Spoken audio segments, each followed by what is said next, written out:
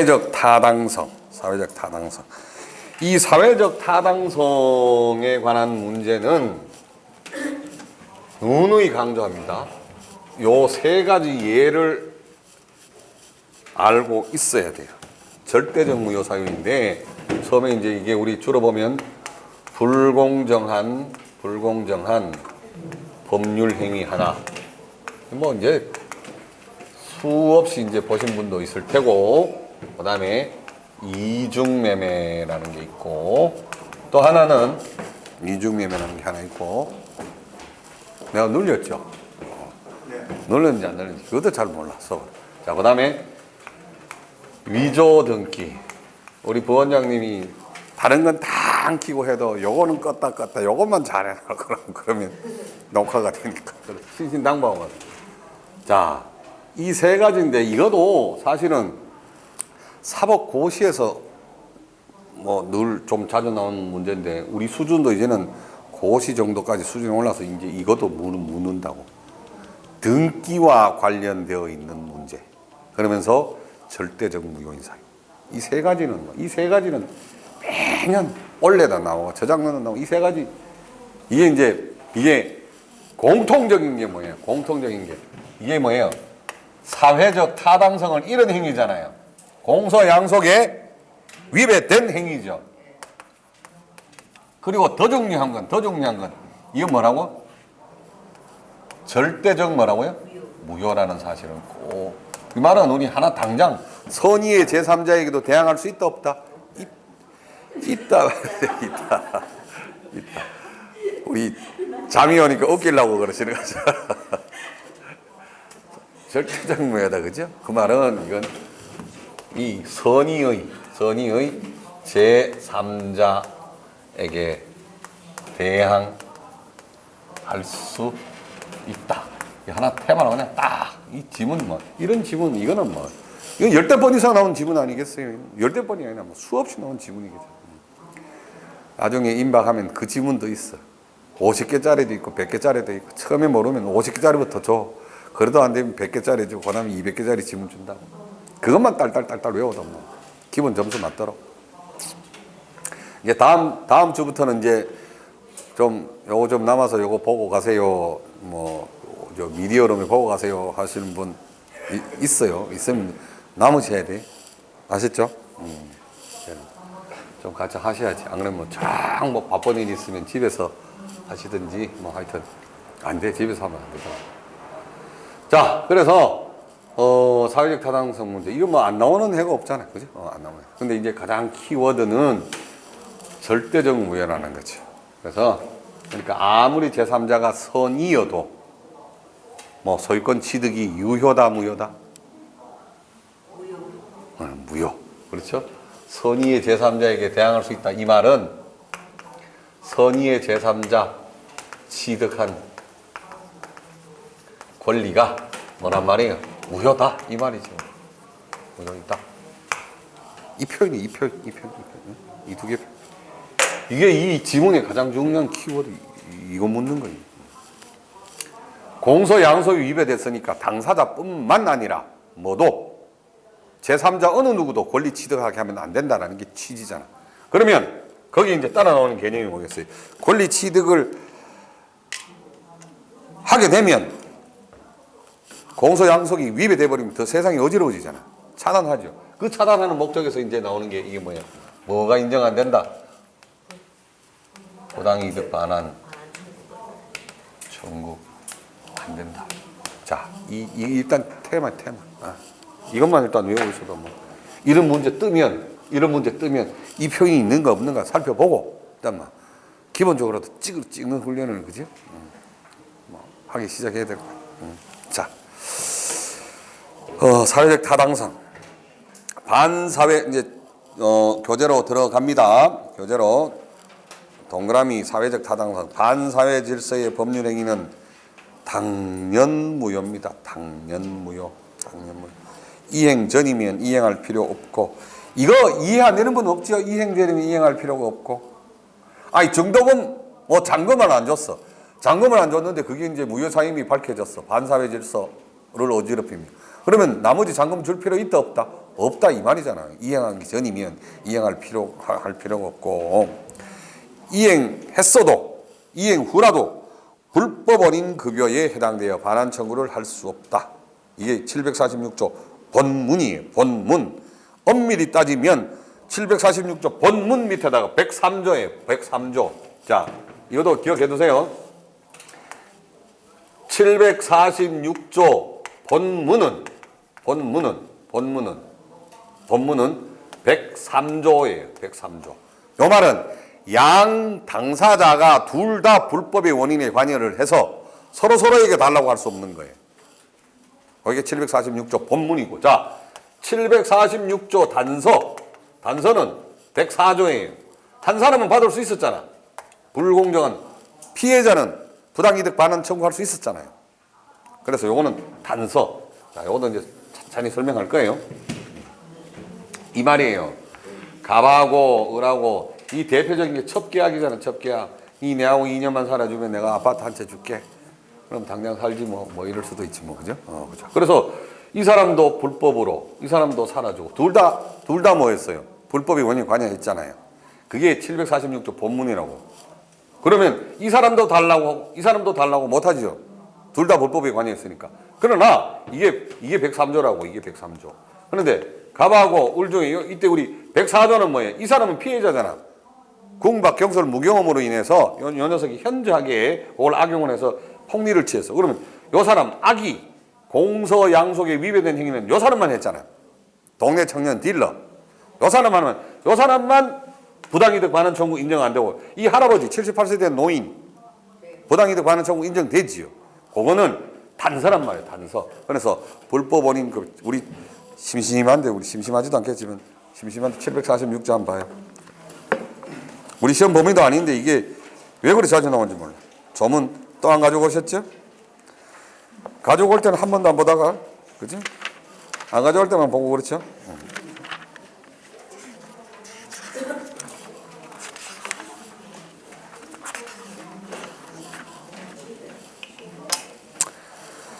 746조. 우리 중개업법 했죠? 중개업 저번 주에 했나? 중개업법에, 왜냐하면 민사특별법은 중개업법에도 하니까. 여기 보면, 2016년 3월 31일 날 보증금, 최우선 소액 보증금 받는 금액이 변경이 되어 있는데, 그죠? 그거. 서울특별시하고 기타 지방에 같은 경우에 원래 3월 31일 날 법조문이 바뀌었다고. 민사특별법에서 시험 나올 가능성이 굉장히 높겠죠. 1억에서 9,500에서 얼마예요? 1억으로 올라갔고, 그 다음에 3,400에서 3,600으로 갔다고. 그런데 우리 여기도 이제 좀 상식적으로, 구미 같은 경우는 옛날에는 뭐였었어요? 4,500에서 1,500만 원이었잖아. 4,500만 원 이하는 얼마였어요? 1,500만 원은 최우선 소액보험 받았죠. 근데 이번 달에, 3월 31일 날, 저전부 달이죠. 이 밖에서 시행이 됐는데, 3월 31일부터는 상식적으로 알아요. 혹시 물어보면, 우리 구미 지역은 5천만 원 이하에 1,700만 원 보호받도록 법이 바뀌었어요. 원래 3월 31일을 바뀌었어요. 중간에 과밀억제권령이라든가 기타 지역은 바뀐 게 없어. 서울특별시하고 최고 기타 지역 2개만 바뀌었다. 자, 그거는 우리 또 정리를 할 거예요. 그런데 요거는 우리 상식적으로 알자고.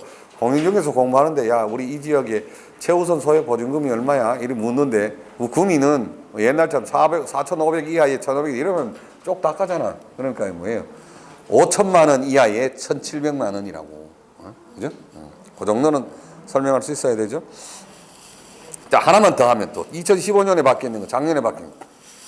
주택임대차는 해지 기간이 2기예요, 2기. 그러나 상가건물 임대차는 몇 기예요? 3기예요, 3기. 계약갱신요금은 때문에 3기 아니에요. 옛날에 2014년 대법원 판례에서는 2기였어, 2기. 상가건물로도 해지 사유가.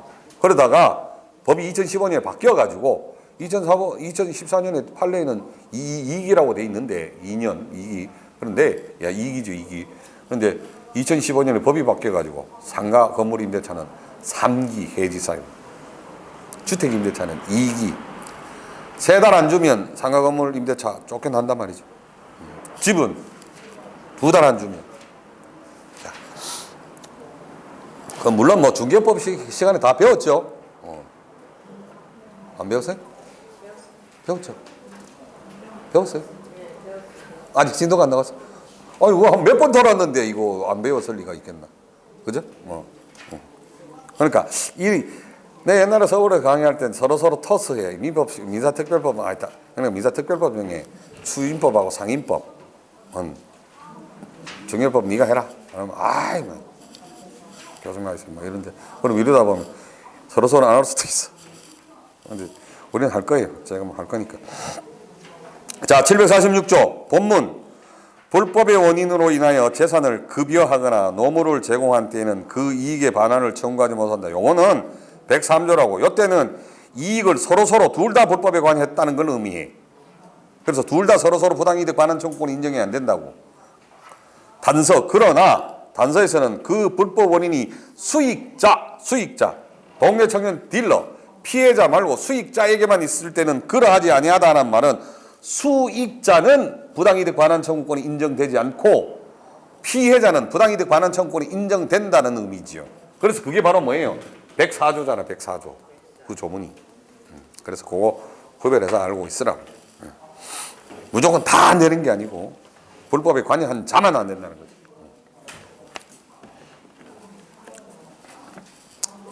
자, 그 다음에 사회적 타당성이 없는 행위의 유형. 사회적 타당성이 없는 행위의 유형보다도 시험에 더 많이 나오는 것은 우리 생각에는, 우리 상식에는, 우리 관념에서는 일반 통념상으로는 사회적 타당성에 해당될 것 같은데 아닌 거. 이게 더 시험에 나온다. 그 말은 사회적 타당성이 없으면 무효지요. 사회적 타당성 반질서 사용 행위가 아니면 뭐란 말이에요? 유효라는 거예요. 유효. 그리고 103조. 우리 103조는 진짜 우리 103조는 한번 외우시기 바랍니다.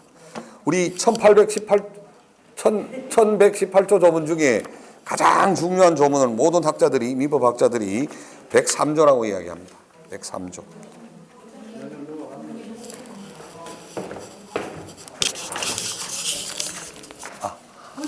없어. 오늘 잠깐만 수업 마칠 때까지. 오늘 안 계세요? 예, 오늘 없어요.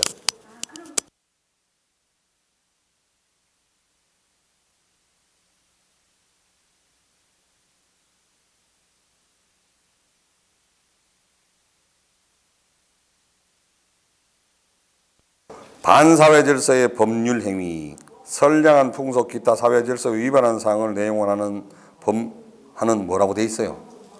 법률 행위는 뭐라고 돼 있어요? 무효잖아요. 그런데 나는 무효보다도 더 중요한 개념이 법률 행위예요. 왜? 선량한 풍속 기타 사회 질서 위반한 사항을 내용으로 하는 법률의 규정은 만약에 그렇게 나온다면 무효 아니란 말이잖아. 법률 행위만 무효라는 의미니까 그 하나 적어뒀죠? 뭐였어요? 경매해놓고 무효 아니다고. 경매해놓고 무효 아니에요.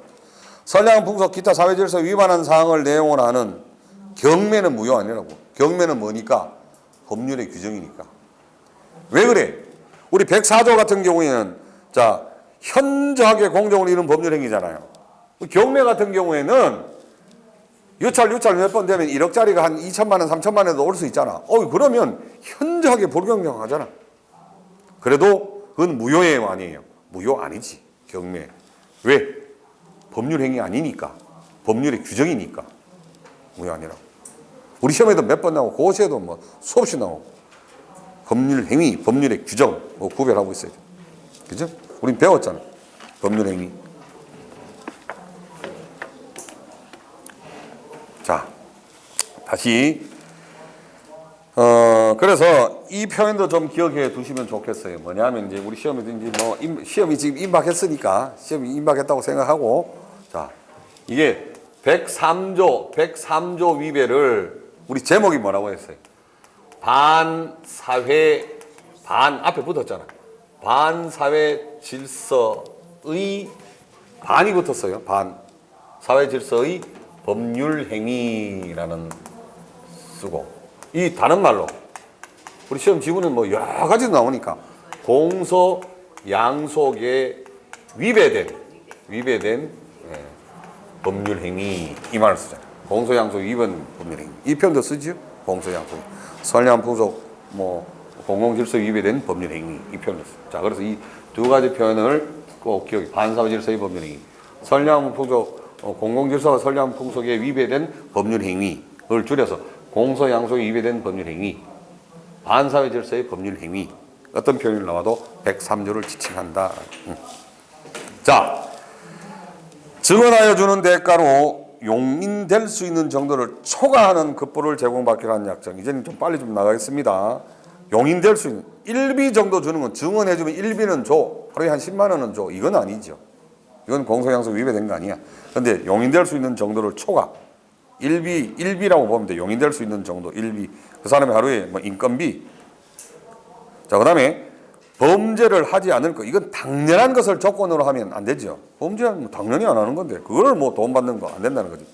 첩계약, 처의 동의 여부를 묻지 않고서 언제나 무효죠. 언제나 무효. 그래서 첩계약하는 건 뭐 무효이고. 자, 그다음에 그러나 불륜관계를 단절, 첩관계를 유지하다가 니하고 내하고 2년 살았는데 이제 한 달만 더 살면 이제 우리 헤어지자. 그 대신 내가 1억 줄게. 요거는 된다 안 된다? 된다는 거예요. 부정해서 정으로 공소양속에 위배된 행위에서 부정해서 정으로 이렇게 오는 바른 삶으로 가기 위한 이런 조건들은 가능하다는 거예요. 자, 그 다음에 혼인하면 퇴직하겠다. 옛날에 은행이 많았었죠. 여직원들 각서받는 거. 개인의 경제활동의 자유를 지나치게 제한하는 겸업 금지 계약. 뭐 여기서도 뭐 이거 하지 말고 이거 하지 말고. 도박 채무의 변제로서 토지의 양도 계약. 도박 채무의 변제로서 토지의 양도 계약. 그런데 우리 판례 중에 하나 조심해야 될 게 하나 있어요. 자, 갑이요. 요거 하나 이제 딱 기억해 두세요. 우리 남자분들은 이거 뭐 이해하기 조금 쉬울 거라. 이 사람이 도박에서 도박 빚이 1억 정도 줬어요. 도박에서 이 사람은 채권자야. 채권자. 도박 채권자. 자, 1억 정도 빚을. 그래서 이 채무자가 물론 갚을 필요 있어 없어요? 없잖아요. 없는데 물론 이 도박 세계에서는 그죠? 뭐 쫓겨나야 될지는 몰라도 안 갚아도 되는데 그래서 빚을 갚기 위해서 이 사람이요 병에게 도박 빚을 갚기 위해서 병에게 집을 팔기 위해서 도박 빚을 갚기 위해서 집을 팔기 위해서 대리권을 준 경우 요 표현이 나도 이거는 유효 무효. 이거는 유효예요. 도박 빚을 갚기 위해서 대리권을 주는 행위들은 유효야. 그래서 대리인이 갑의 대리인 병이 이걸 정에게 팔았어요. 이거 조심해야 돼. 이 경우에 이 소유권 취득 유효 무효 이렇게 나온다. 절대적 무효 외운다고 그렇게 그냥 무작위로 외우시면 안 돼요. 이 경우에는 뭐예요? 유효예요. 유효. 그런데 집을 팔면 매매 대금이 나올 거 아니에요. 이거를 변제하는 행위. 이거는 유효 무효. 이거는 무효라고. 그리고 이거는 뭐라고? 불법이라고. 주었으면 무효라도 부당이득으로 반환 청구할 수 있다 없다? 없다. 그죠? 없어. 불법이네. 구별하시겠죠? 자, 절대적 무효 이래 외우다 보면 함정에 빠질 수가 있다고. 다시 도박 채무자가 도박 빚을 갚기 위해서 집을 팔기 위해서 대리권을 주는 행위 유효 무효. 그 대리권을 받은 대리인이 매매하는 행위 유효 무효. 소유권 취득하는 행위 유효 무효. 그러나 그 돈을 가지고 변제하는 행위 유효 무효. 이거는 불법에 해당되어서 나중에 무효여도 부당이득 반환 청구권이 생긴다 안 생긴다? 안 생겨. 자, 그런데 이거 듣고 나면 또 억장 탁 무너지는 게 있다고. 뭐가 무너지냐 하면 자, 이중매매. 갑이 을에게 이 병에게 팔았는데 이거를 산 사람은 이걸 아무리 선이어도 이중매매 적극 가담한 이중매매 이 사람은 유효 무효. 이건 무효라고. 이건 무효라고. 웃기잖아요. 웃기는 게 아니라 대부분 판례에서 그렇게 하니까. 이건 구별해 두셔야 돼. 그래서 그런 것들은 절대적 무효에 무조건 다 절대적 무효라는 생으로 또 외워도 안 될 부분들이 있다는 거죠. 자, 그렇게 많지는 않아. 자, 그 다음에 반사회 질서 행위가 아닌 경우 이거는 오늘 중으로 외워야 돼요. 오늘 중으로.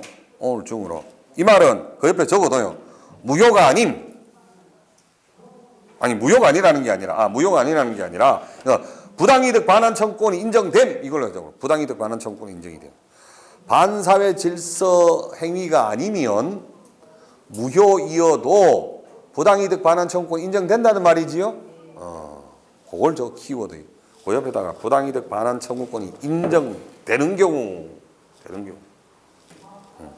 자, 단지 법률 행위의 성립 과정에서 강박이라는 불법적 방법이 사용된 데 불과하다면 의사표시의 하자를 이유로 그 효력을 논할 수 있을지언정 반사회 질서의 법률 행위로서 무효라고 할 수 없다. 자, 그 말은 어떤 의미인지는 자 가만히 한번 생각해봐요. 아니 협박을 해서 증여를 받았어. 이거는 강박이라는 수단을 쓴 경우에는 하자 있는 의사표시를 하게 만들었으니까 취소의 사유는 된다고. 그러면 취소의 사유가 된다면 취소를 하면 부당이득 반환 청구권은 인정된다 안 된다? 인정된다는 의미지. 뭐는 아니라고 보니까 반사회 질서의 법률 행위라고는 보고 있지 않으니까. 구별은 하시겠죠? 반사회 질서 법률 행위. 자, 근데 우리 또 뭐 욱하는 게 야, 강박인데 이건 뭐 반사회 질서라고 왜 볼 수 없느냐? 그 문제가 아니지. 강박은 의사표시 형성하는데 하자가 발생했을 뿐이잖아요. 그렇죠? 그래서 자, 조세를 포탈하기 위해서 부동산을 명의신탁. 그 말은 부당이득 반환 청구권 인정이 되죠?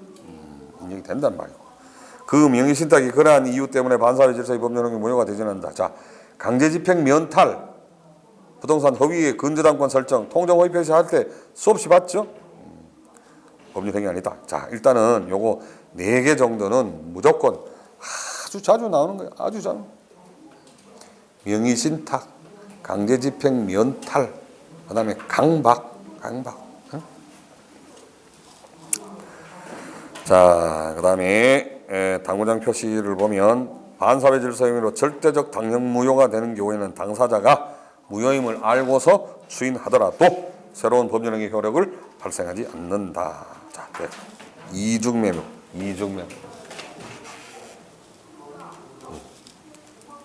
이중매매가 먼저 나와서 이중매매부터 먼저 봐요.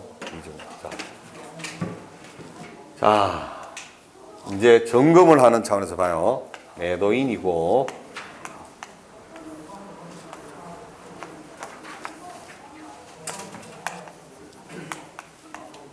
이 사람을 우리는 제1매수인. 자, 우리가요 매수인 매매에서 우리 이것도 종종 물어요. 판례의 이론에 따르면 매매에서 매수인이 되는 요건 당장 묻고 있죠. 다시 그러면 좀 우리가 매수인이라고 할 때는 누구를 우리 매수인은 물건을 사는 사람, 이게 매수인이 아니고 우리 시험 지문상의 매수인은 표현이 다르죠. 소유권 이전 등기 청구권을 가진 사람은 우리는 시험에서는 매수인이라는 표현을 쓴다고. 소유권 이전 청구권 또는 뭐 등기 청구권 이거 가진 사람, 이걸 우리는 매수인이라고 쓴다고. 이게 매수인이야. 매수인. 그러면 매수인이 되는 요건이라는 의미는 계약금 줄 때 매수인이 되나요? 중도금 줄 때 매수인이 되나요? 잔금 줄 때 매수인이 되나요? 그 다음에 목적물도 받고 등기 서류까지 다 받았을 때 매수인이 되나요? 이걸 묻는 거지. 자, 우리 판례에서는 매수인이 되는 요건, 소유권 이전 등기 청구로 생기는 요건은 언제? 중도금이잖아. 중도금. 학설에서는 잔금하고 목적물 인도까지 받아야 매수인이다라고 하는데 우리 민법 판례에서는 아니죠. 중도금만 주면 매매 계약금, 매매 대금을 일부를 준 거잖아. 계약금을 준 자는 절대 소유권 이전 등기 청구권을 해달라고 할 수 있는 권리를 당연히 생기는 게 아니지. 매매 대금을 딱 주는 순간 뭐가 생겨요? 소유권 이전 등기 청구권이 생기지. 그래서 우리 이걸 뭐라고 그래? 이행의 착수, 이행의 착수 이 표현을 쓴다. 중도금. 이게 판례가 이양이에요. 판례가. 기억해 두세요. 자, 그러면 제1매수인 뭐 중도금을 줬든 잔금을 줬든 심지어 목적물을 인도까지 받았던 간에 요 사람이 이중매매에서는 이 사람이 뭐 하지 않은 거로 나와요? 등기는 하지 않은 거죠. 등기하지. 자, 여기서 가장 중요한 키워드. 등기를 하지 않았으면 갑하고 을하고 매도인하고 제1매수인하고 한 번이라도 권리 변동을 일으켰느냐 안 일으켰냐 이 말이에요. 일으켰어요 안 일으켰어요? 아, 그렇지. 우리 민법에서 권리 변동을 한 번도 일으키지 않으면 못하는 게 많아. 막바로 이전 등기 안 돼. 막바로 말소 등기 안 돼. 진정명의 회복을 위한 등기도 안 돼. 권리 변동 한 번이라도 일으켜야 돼. 예전에 주인이 한 번 되었어야 된다는 거지. 아니면 법률의 규정에 의해서 주인으로 인정해 주거나. 그렇지 않은 자는 말소 등기 직접 할 수 없고 이전 등기 막바로 받아올 수 없고 진정명의 회복을 신청할 수도 없고. 자, 그런데 등기 되지 않았죠, 이 사람은. 권리 변동이, 자, 하나 적어둘게요. 권리 변동은 누구하고? 제1매수인하고는 한 번도 일으키지 않았다라는 거, 이것만 이해하면 나머지 관계에서 좀 쉽게 풀리는 여지가 많죠. 자, 그런데 그걸 기준으로 해서, 자, 기준에서 병이라는 사람은 다 팔았어. 이 사람 우린 제1매수인, 제2매수인이라고 해야 되겠죠? 제2매수인인데 이때 제2매수인이 악인인 것만으로는 소유권 취득하죠? 유효하죠? 유효. 그죠? 한 번 팔았다는 사실을 안 것만으로는 무효가 되지 않죠. 그래서 우린 이중매매는 원칙이 뭐라고 돼 있어요? 유효. 이렇게 결론을 내리잖아요. 두 번 팔아먹어도 되죠. 우리 민법상으로는. 계약자유 원칙상. 자, 그리고 예외로 뭐예요? 무효잖아, 무효. 뭐 하면?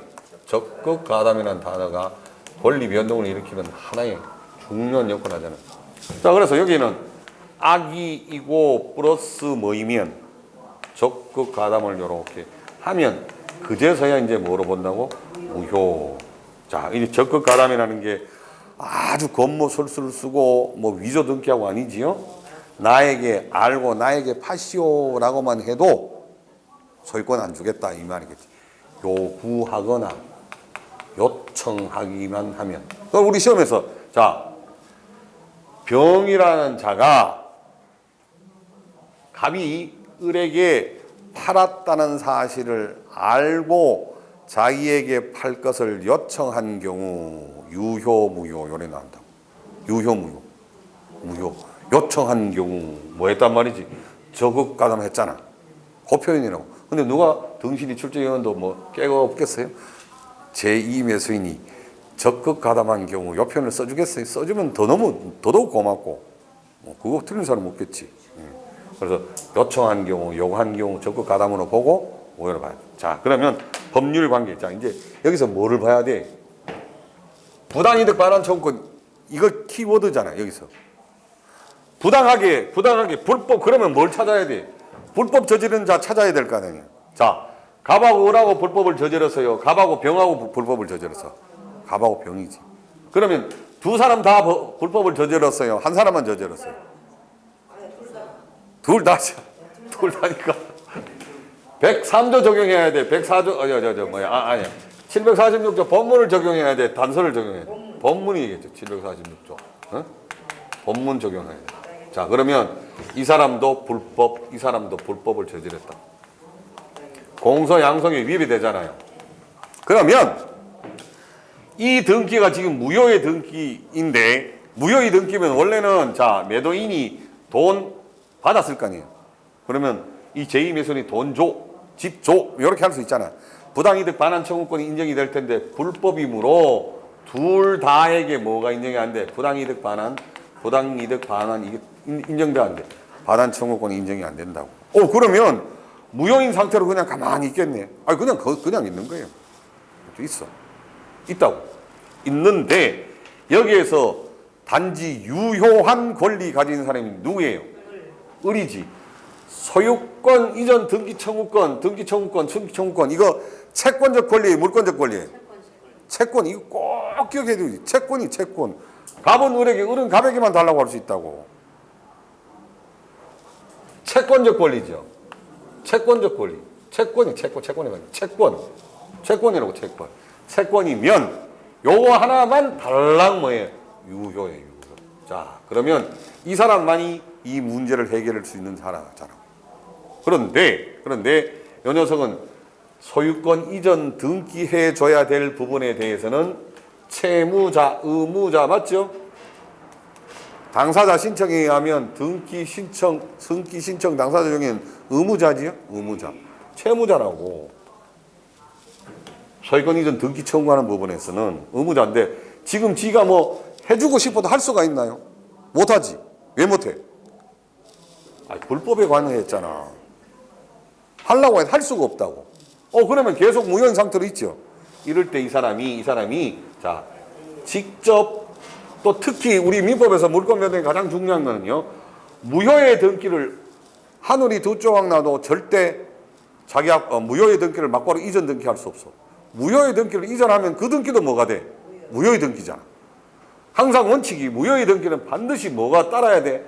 말소하고 이전 등기 절차를 반드시 밟아야 돼. 그런데 이런 여러 사람이 갔을 때 이런 번거로움을 없애기 위해서 등기의 신속성, 경제성을 따지기 위해서 나온 제도가 뭐예요? 진정명의 회복을 위한 소유권 이전 등기가 나온 거잖아요. 말소 등기 없어도 말소 등기, 무효의 등기는 반드시 말소 등기하고 그 다음에 이전 등기해야 되는데 말소 등기 없어도 막바로 이전 등기할 수 있는 권리가 그게 바로 뭐예요? 진정명의 회복을 위한 소유권 이전 등기. 그 사람이 그걸 하려면 한 번이라도 권리를 취득했거나 법률의 규정에 의해서 권리로 인정되는 자여야만 한다고. 그건 안 된다고. 자, 그러면 아무것도 할 수 없지. 자, 그래서 이제 묻는 게 을이 병에게 소유권 이전 등기 청구권은 유효하므로 제2 매수인에게 직접 말소하고 이전해 놓으면 지가 가져가겠다. 돼? 안 돼? 안 되죠. 절대 안 되죠. 물권 변동을 한 번이라도 일으키지 않은 자는 권리 변동 모두 안 일으키다고 이렇게 적어놨잖아. 권리 변동을 일으키지 않은 자는 직접 절대 할 수 없으니까 이때 뭐를 써? 이건 안 되고. 그렇죠? 그게 이제 우리 배운 게 뭐예요? 채권이잖아요. 채권이니까 뭐 을은 갑에게, 갑은 을에게 이거밖에 안 된다는 거예요. 제가 왜 이거 쓸데없이 채권이라고 적어놨나? 채권은 당사자끼리만 주장하는 권리라니까. 그래서 을은 갑에게, 갑은 을에게만 요구할 수 있어. 그런데 어떻게 할 방법이 없잖아. 둘 다 불법이 저질렀으니까 이때는 또 하나 이때 채권자를 보호하기 위해서 채권자 대위권을 행사한다는 거지. 채권자 대위권을 행사해서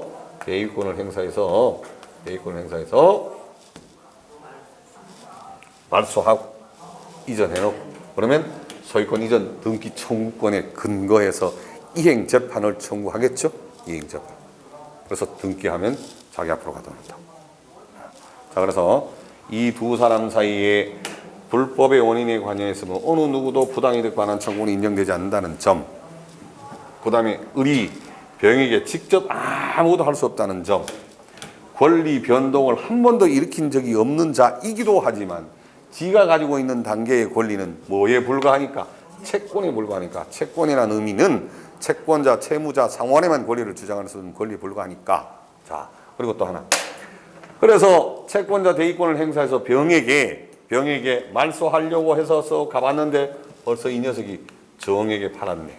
자, 이 사람이 제3자지요. 이 사람이 제3자. 왜 제3자래? 권리 변동의 당사자 이외에 권리 변동을 원인으로 새로이 이해관계를 가진 자가 제3자라고. 만약에 여기서 누가 하나 발생했어. 정이라는 게 발생했어. 이건 제3자 아니에요. 왜? 권리 변동을 한 번도 일으켰어? 안 일으켰어? 안 일으켰지. 그러니까 우리가 당사자라고 할 때는 권리 변동을 일으킨 이 사람이지, 이 사람. 이 사람으로부터 최초의 이해관계를 가진 자를 우리는 뭐라는 표현을 써? 제3자다. 이 표현을 쓴다고. 제3자 쓰는 이유도 이제 설명을 드렸죠? 자, 그런데 이 제3자는 병하고 갑하고 짜고 이중매매 했다는 사실을 모르는 제3자야. 이때 소유권 취득해요, 못해요? 소유권 아무도 몰라. 소유권 취득이 못해. 여기다가 이거 끝날 때까지 이거 물어볼 거예요. 답은 계속 적어놨어. 못하잖아요. 절대적 무효니까. 그렇죠? 아무리 선의의 제3자라도 소유권 취득 못한다. 라는 거. 그죠? 자, 이렇게 하면 뭐 거의. 그런데 여기 특히 시험에 적용나는 게 채권자 취소권도 행사할 수 있다. 이 표현도 쓴다고. 절대 안 돼요. 안 돼. 자, 이거는 뭐 그 채권 취소권 쓰는 이유는 알 필요도 없고, 자, 안 된다고 볼게요. 자, 근데 채권자 취소권 쓸 수 있는 건 딱 한 군데 있어. 우리 시험에서. 108조 통용허위 표시에서는 채권자 대의권, 채권자 취소권 다 된다고. 머리 아플 거 없잖아요. 이 사람이 A 채권자잖아. 그죠? 그렇죠. 통용허위 둘이 짜고 가장형에서 짜. 그런데 이 이중매매의 법리를 적용하는 게 이것도 기억해 두시라고 두 군데가 있어. 두 군데 더. 어디에 있어요? 점유 취득 시효에서 점유 취득 완성한 점유 시효 기간이 완성한 자 있고 난 이후에 소유자가 팔게 되면 산 사람이 뭐에 해당돼? 점유 취득 시효가 뭐가 생겨요? 법률의 규정에 의해서 뭐가 생겼어? 소유권 이전 등기 청구가 생겼잖아. 그랬는데 점유 취득 시효를 완성한 후에 팔게 되면 산 사람이 뭐에 해당돼? 제2 매수인에 해당되지. 그자도 적극 가담하면 어떻게 된다? 무효란 말이지. 자, 그다음에 명의신탁이 또 마찬가지. 명의신탁. 신탁자하고 수탁자하고 신탁자하고 을하고 신탁자. 야, 내 재산이 지금 너무 많은데 세금 너무 많이 나온다.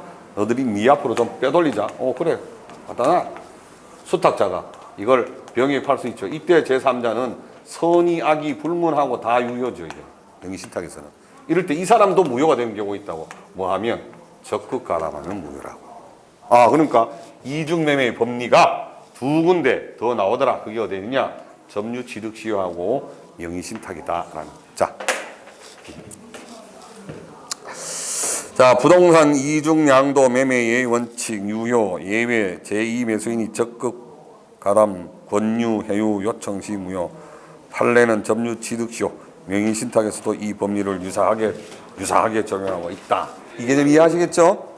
자, 그다음에 매도인. 자, 제1 매수인 중도금 지급이라고 딱 적어 놨잖아요. 제1 매수인 우리 판례는 중도금만 지급하면 우리 5페이지 박스 보고 있는 중이에요. 5페이지 박스 중에 그림 보고 있어요. 어떤 사람은 5페이지 되고 어떤 사람은 6페이지 되고 뭐 늘어날 수. 하여튼 그 박스 보시면 돼. 박스 안에. 자, 그래서 소유권 이전 등기 청구권은 유효하고 제2 매수인이 등기를 했고 선의의 사람이 그 문제. 자, 유효인 경우 보는 거 유효. 제2 매수인 병이 악이이더라도 갑과 병 사이의 이중매매는 유효이지요. 따라서 병은 선악을 불문하고 소유권을 취득한다는 말 맞지요? 이때 병이 누구지요? 제2 매수인은 선악 불문하고 유효이다. 2번 갑의 을에 대한 소유권 이전 등기 의무는 이제는 이행 불능이라는 의미 아시겠죠? 소유권을 줄 수가 없잖아. 자, 뭐가 유효면 병이 유효하게. 지금 유효라는 말은 병이 제2 매수인이 소유권을 유효하게 취득한 경우 이 말이지. 유효인 경우 하나 적어둬요. 그러면 제2 매수인이 유효인 경우 하나 적어도, 그죠? 또 헷갈리면. 그죠? 유효인 경우의 법률 관계에서. 그래서 을은 매매 계약을 즉시 해제하고 Y 가옥에 대한 소유권 취득이 불가능하게 된 데 따른 손해배상을 청구할 수 있다. 채무 불이행. 이 사람이 지금 소유권 이전돼서 이 사람이 유효하다면 이행 불능 사유를 을에게 만들었지요. 갑이. 그러면 여기서 계약을 해제하고 손해배상 청구권 인정되겠죠? 그 범위는 이행이다. 이행이. 자, 넘기시고 갑의 행위가 불법 행위의 요건을 갖춘 때에는 불법 행위에 따른 손해배상을 청구할 수도 있다. 요 녀석이 알고 손해를 끼쳤잖아. 그러면 자, 을은 여기서 을은 갑에게도 불법 행위 책임 물을 수도 있고 병에게도 불법 책임 물을 수도 있다. 불법 행위 책임 물을 수도. 또 그리고 갑에게는 너 특히 계약 당사자잖아. 그러니까 이행 불능 상태로 만들어 버렸죠. 그럼 채무 불이행 사유죠. 그러면 채무 불이행 사유를 통해서 손해배상도 청구할 수 있고 갑에게는 750조 불법 행위를 통해서 손해배상도 청구할 수도 있고 두 가지를 다 물을 수도 있다. 4번 을은 소유권 이전 등기가 되어 있지 않은 상태에서는 을은 매도인을 대위하여 현재의 등기 명의를 상대로 그 등기의 말소를 청구할 수는 있어도 진정한 줄 것도 까맣게 해놨죠. 진정한 등기 명의의 회복을 위한 소유권 이전 등기는 할 수 없다. 채권자 대위권을 행사해서 등기 말소는 가능해요. 그런데 막바로 이전할 수 있는 소유권 이전 등기는 할 수 없다고 그랬었죠. 권리 변동, 소유권을 한 번이라도 취득한 자에게만 인정이 되니까 진정한 등기 명의 회복을 위한 것은 그래서 소유권 이전 등기는 할 수는 없다. 자, 그다음에 5번 채권자 취소권도 행사할 수 없다. 그렇죠. 대상이 안 된다고 그랬었죠. 자, 그다음에 무효인 경우의 법률 관계. 자, 또 그다음에 1번 병이 제1매매 사실을 알고도 갑에게 매도를 요청하거나 회유하여 갑의 배임 행위에 적극 가담한 경우에는 반사의 질서행위는 무효가 된다. 자, 2번 부동산 이중 매매가 무효인 경우 갑과 병은 불법 원인 급여가 되어 부당이득 반환을 청구할 수 없다. 서로 할 수 없죠? 할 수 없고. 자, 그다음에 3번 을은 매도인 갑을 대위하여 채권자 대위권 대위하여 병을 상대로 소유권 이전 등기의 말소를 청구할 수 있고 이에 기초하여 갑을 상대로 자신에게 소유권 이전 등기를 청구할 수 있다. 자, 그다음에 4번 을은 병에 대하여도 불법 행위에 따른 손해배상을 청구할 수 있다. 그렇죠? 적극 가담해서 손해를 끼쳤잖아. 불법 행위 맞죠? 손해를 가게 했으니까. 갑, 병 다 가는. 자, 그 다음에 제3자 보호 문제인데 부동산 이중 매매가 무효로 된 경우 그 무효는 선의의 제3자가 보호되지 않는 절대적 무효이다. 따라서 병으로부터 전득한 제3자는 선의이더라도 소유권을 취득하지 못한다. 우리나라는 현재 부동산 등기에 공신력이 없기 때문이다. 그런데 정의 소유권 취득하는 길이 있어 없어요? 선의 제3자는 대항할 수 없다고. 선의 제3자도 대항할 수 있다. 이 사람 소유권 무효라고 그랬잖아요. X 해놨잖아요. 이 사람 아무리 선의여도 무효잖아. 무효인데 이 사람이 유효가 되는 경우가 있어 없어요? 언제? 200 몇 천? 245조 2항의 등기부 취득시효. 이 정의 무효의 등기에 터잡아 평원공년 선의 무과실로 10년 등기되어 있고 점유하면 소유권 취득해 못해. 한다는 거지. 그러니까 소유권 이전 등기 청구권 이거는 왜 이 사람이 10년이라고 그래? 10년. 소유권 이전 등기권 채권 몇 년의 소멸시효야? 10년이지요. 10년. 안 되죠. 245 이항에도 이 사람 소유권 취득하도록 되어 있죠. 다 연관이 있다. 자, 그래서 이 경우에는 공신력이 없기 때문이지만 그래도 보완 보충 기능을 하는 게 245조 2항의 등기부 취득시효이다. 자, 우리 좀 쉬고 하도록.